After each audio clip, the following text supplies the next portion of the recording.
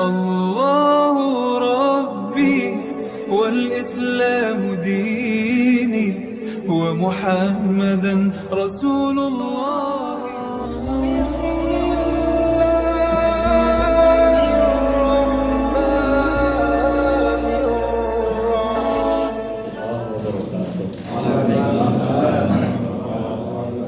Kita mulai kembali dengan baca basmalah.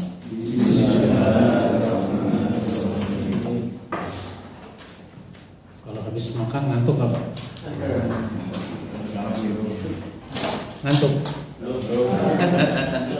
Enggak boleh ngantuk, jauh sampai sini ngantuk ya ngantuk. Kalau saya habis makan kenyang, Pak. Bukan ngantuk, bukan. Sekarang kita lanjutkan tentang tarbiyah dalam kaitan dengan aktivitas Ramadan berkaitan dengan fungsi masjid, yaitu fungsi tarbiyah. Bentuk kegiatannya pertama ceramah tarawih, subuh, zuhur, buka puasa bersama dengan tema yang variatif.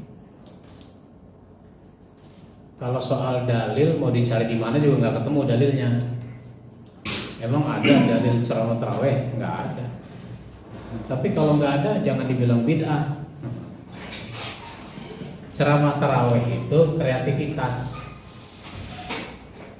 Jadi dalam agama boleh ada kreativitas untuk sesuatu yang tidak diatur secara khusus. Misalnya ini ceramah tarawih. Di zaman Nabi nggak ada zaman sekarang. Itu ceramah tarawih. Kalau 30 malam atau 29 malam berarti diatur tema-temanya. Malam pertama bahas apa, malam kedua apa, dan seterusnya sampai malam ke-30. Jangan tiap malam yang dibahas kutiba alaikumusiyam aja. Jadi tema-temanya harus variatif. Begitu juga ceramah subuh, ceramah zuhur. Biasanya ceramah zuhur di kantor-kantor. Sekarang di masjid masyarakat juga ada yang bikin ceramah zuhur. Begitu. Maka saya membantu dengan menulis buku 3 pesan dalam 30 Ramadan, kemudian 60 pesan Ramadan. Sehingga tema dari 2 buku ini ada 90. Itu contoh. Buku-buku lain ada. Nah, karena mengadakan ceramah ini banyak, potensi internal harus ditumbuhkan, harus dikembangkan. Jangan semuanya ngundang dari mana-mana. Ada nggak internal kita yang bisa diproyeksi untuk bisa ngasih kultur, ngasih ceramah? Nah, yang kedua, kegiatan ini adalah gerakan wakaf buku dan peresmian perpustakaan masjid. Momentum Ramadan, kalau masjid kita belum punya perpustakaan, bagus. Kita bikin perpustakaan, bikin gerakan buku, gerakan wakaf buku, jamaah diminta mewakafkan buku, nah, terus resmikan. Kan gampang aja itu. Kalau jamaah kita ada 500 rumah, ada ya. Masjid itu kan misalnya 1 RW, 1 RW 10 RT, 1 RT 50 rumah. Jadi kira-kira ada 500 rumah. Kalau 1 rumah mewakafkan buku 2 judul, 2 buku 2 judul, itu kan berarti ada 1000 judul buku. Mungkin ada yang sama judulnya, nggak apa-apa. Jadi modal awalnya 1000 buku, nanti ditambah dengan dari masjid. Masjid kan punya kas, keluarkan kas masjid untuk beli buku buat perpustakaan. Siapkan ruangannya, siapkan lemari bukunya atau raknya, lakukan pelayanan. meresmikan ini perpustakaan masjid. Yang ketiga, dialog keislaman. Jadi bikin acara-acara dialog keislaman, dialog tentang Islam. Kita ini beragama, kadang tidak ada dialognya. Khutbah Jumat nggak ada dialognya, jelas. Ceramah taraweh, ceramah lagi nggak ada dialognya. Pengajian disediain waktu buat tanya jawab, ustadznya ngabisin waktu. Berhubung waktunya sudah habis, saya kira cukup sampai di sini. Apalagi sudah isya, udah nggak ada tanya jawab. Nah, bikin acara-acara dialog. Misalnya buka puasa bersama, itu tidak usah ceramah tapi dialog. Itu namanya dialog keislaman. Pesantren kilat. Pesantren kilat itu tidak hanya buat anak-anak, tidak hanya buat remaja. Bapak-bapak, ibu-ibu juga boleh bikin pesantren kilat. Yang udah pada lansia juga boleh bikin pesantren kilat. Jadi semua umur pesantren kilat.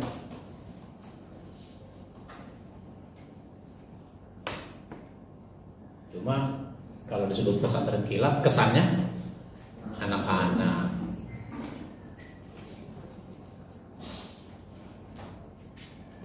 Dulu saya pernah mengisi pesantren eksekutif namanya, pesantren kilat.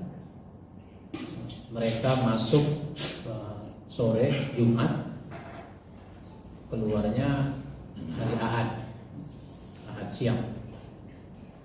Di mana?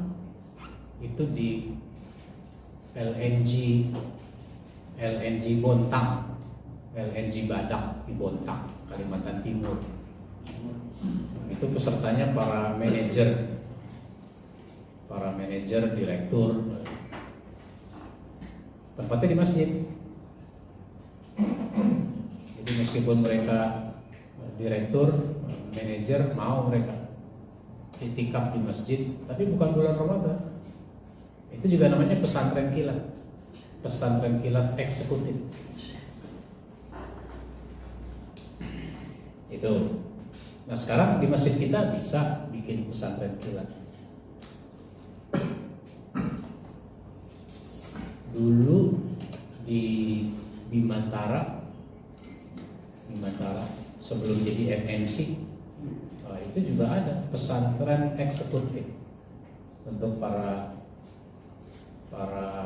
petinggi di lingkungan perusahaan itu. Bimantara Group kan dulu banyak tuh. Bimantara Group, Plaza Indonesia tuh Bimantara Group. Apalagi RCTI Bimantara Group. Nah, itu kumpul mereka di Bandung. Ada tempat hotel juga punya Bimantara Group juga gitu. Nah, jadi para manajernya pesantren kilat di bulan Ramadan. Baik, seminar atau pelatihan khotib, manajemen masjid, mengurus jenazah dan lain-lain. Jadi bikin kegiatan yang lain, jangan yang serba rutin. Kita ini kan di masjid-masjid itu terjebak pada rutinitas. Nah, jadi nggak ada terobosan-terobosan baru. Bikinlah pelatihan khotib. Nah, kita ingin ada jamaah kita bisa khutbah. Tapi karena peminatnya, pesertanya belum tentu banyak, undang masjid-masjid lain. Tapi modal pesertanya dari kita, dari masjid kita. Misalnya masjid kita menyiapkan 5 atau 10 orang peserta. Nanti dari masjid lain ngutus peserta. Kalau satu kelurahan ada 20 masjid, satu masjid kirim 2 orang, kan sudah 40. Ditambah masjid kita 10, 50 pesertanya. Bahkan kalau diinformasikan lebih luas, mungkin banyak juga peminatnya dari kelurahan lain. Pelatihan khotib, pelatihan manajemen masjid. Acara seperti ini manajemen masjid juga perlu dibahas. Mengurus jenazah, sehingga nanti masjid itu punya petugas mengurus jenazah. Selama ini masjid sudah punya. Kalau toh ada petugas mengurus jenazah di kampung itu tidak di bawah koordinasi masjid. Itu pribadi dia saja. Maka perlu punya. Di Jakarta mulai tahun ini 2023 itu ada tunjangan untuk petugas mengurus jenazah masuk dalam BOTI, bantuan operasional tempat ibadah. Selama ini BOTI itu untuk masjid 2 juta, untuk musola 1 juta, untuk imam marbot 500.000, guru ngaji 500.000. Ditambah lagi itemnya untuk petugas mengurus jenazah itu 500.000. Itu di Jakarta.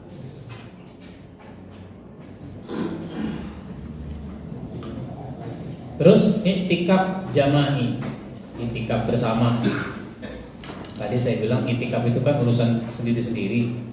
Tapi kalau diprogram oleh masjid, nah maka dia masuk kategori kegiatan tarbiyah, iktikaf bersama, dikelola dengan baik. Ada yang bersifat peribadatan, ada yang sifatnya kajian, ada yang sifatnya pribadi. Peringatan nuzulul Quran, ini juga momentum yang harus kita manfaatkan. Peringatan nuzulul Quran.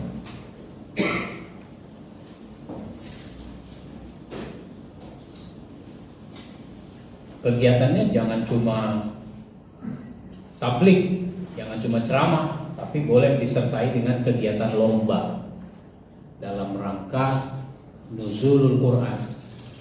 Pekan nuzulul Quran, bikin lomba-lomba. Misalnya lomba kultum, ceramah pendek. Ya, kalau mau bikin lomba kultum berarti kitanya bikin pelatihannya dulu, jadi supaya ada pesertanya. Kalau dibikin kegiatan lomba kultum tapi nggak pernah ada pelatihan, nggak ada yang daftar. Kenapa? Merasa nggak bisa. Nah, kultum ini bukan hanya buat anak muda, tapi orang dewasa, orang tua juga nggak apa-apa. Kategorinya itu kultum, lomba kultum. Lomba cerdas cermat, lomba cerdas cermat, masalah-masalah keislaman. Regu A, siapakah istri Nabi yang merupakan anak dari Umar bin Khattab? Regu A diem nggak tahu. Regu B nggak tahu juga. Regu C nggak tahu juga. Penonton Hafsah. Ada penonton jawab Hafsah. Mana tadi yang jawab? Nah, maju. Kasih hadiah. Menarik kan? Orang yang tadinya nggak tahu jadi tahu. Itu pentingnya cerdas cermat itu.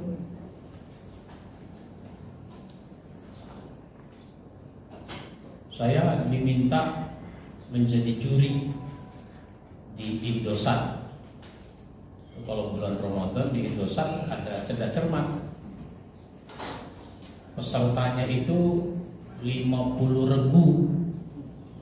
Satu regu 3 orang. Jadi 150 orang. Mereka diseleksi dulu. Jadi mereka dikasih soal. Saya yang bikin soal. 150 orang itu menjawab soal. Nanti dari 50 regu itu yang dapat nilai terbaik dipilih 6 kelompok. A, B, C, D, E, F. 6 kelompok, 6 regu. 6 regu inilah yang masuk final. Nah, dia ditanya langsung nanti, saya jadi jurinya. Regu A, ada sahabat yang matanya buta, rajin ke masjid, tapi dia minta keringanan agar dibolehkan sholat di rumah. Siapakah nama sahabat itu? Nggak ada yang tahu. Regu B, nggak ada yang tahu. Regu C, atau direbut bapak. Jadi kalau regu A nggak bisa, yang lain boleh pencet bel. Siapa yang dapat dia yang jawab. Kalau jawabannya salah dikurangi nilainya.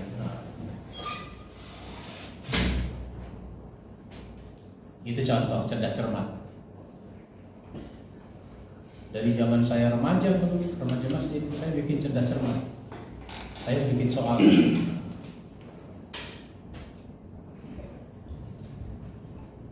Lomba tahfiz hafalan Quran, misalnya juz 30, juz 29. Lomba sholat berjamaah, lomba sholat berjamaah buat anak-anak, buat remaja. Lomba sholat jenazah, ada? Ini Ramadan besok Bapak bikin lomba sholat jenazah. Pesertanya remaja. Lomba sholat, ente anak remaja harus bisa sholat jenazah. Nanti kalau bapak meninggal, udah bisa dia sholat jenazah. Kan ada tuh misalnya, ini misal ada anak remaja, anak muda, bapaknya udah meninggal. Dia cerita sama kawannya, wih kemarin tuh waktu bokap gua meninggal banyak tuh yang nyolatin, banyak yang nyolatin. Nih lihat fotonya nih. Wah iya ya, banyak yang nyolatin ya. Iya. Lu kok nggak ada di sini? Kata temennya tuh, lu kok nggak ada di sini? Ya ini kan gue yang moto. Jadi lu kagak sholat? Kagak, gue moto. Ya Allah. Orang-orang mau nyolatin bokap lu sendiri kagak sholat. Gimana? Habis kok kagak bisa. Bisa begitu nggak? Jadi di masjid bikin lomba sholat jenazah. Karena ini lomba, suaranya dikerasin bacanya. Begitu. Lomba cerita sahabat. Oh, belum ada tuh. Lomba cerita sahabat. Pesertanya bapak-bapak dan ibu-ibu. Bapak-bapak ibu-ibu kan mesti cerita sama anak cucu. Cerita apa dia? Udah gak zaman. Cerita si kancil nyolong ketimun. Udah gak zaman cerita maling kundang. Cerita apa lagi tuh? Jawa Barat. Sangkuriang. Sangkuriang. Cerita sahabat banyak. Saya nulis buku tadi yang saya ceritain. Saya nulis buku. Kalau yang sahabat itu sebenarnya ada yang lain juga, cuma yang sifatnya profil sahabat itu baru 100 sahabat. Ya sebenarnya buku 100 kisah seputar keluarga itu juga cerita Nabi dan para sahabat yang berkaitan dengan keluarga. Ada 110 kisah seputar harta. Beginilah seharusnya menjadi pemimpin. Itu terkait dengan Jadi cerita sahabat bagus. Pesertanya jadi baca riwayat sahabat, penontonnya jadi tahu. Ini bagus. Jadi lomba cerita sahabat. Lomba apa lagi lah yang penting, yang perlu, yang bagus. Lomba khotib Jumat. Nah, belum ada tuh. Lomba khotib Jumat. Pesertanya utusan masjid-masjid. Utusan masjid-masjid. Usia 25 sampai 40. Nah, misalnya begitu. Ini sebagai upaya proses kaderisasi. Kan tadi udah bikin pelatihan khotib, nah, terus bikin lombanya, lomba khotib.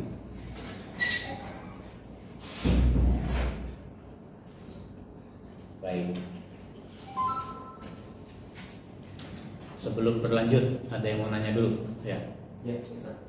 Seringkali kita ada istilah antara peribadahan dan peribadahan.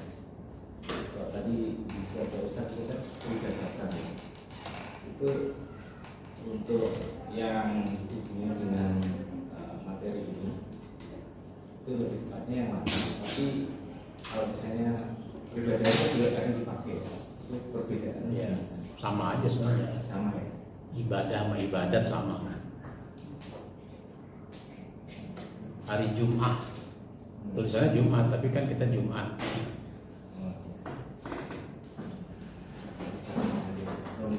Ya, ada dakwah.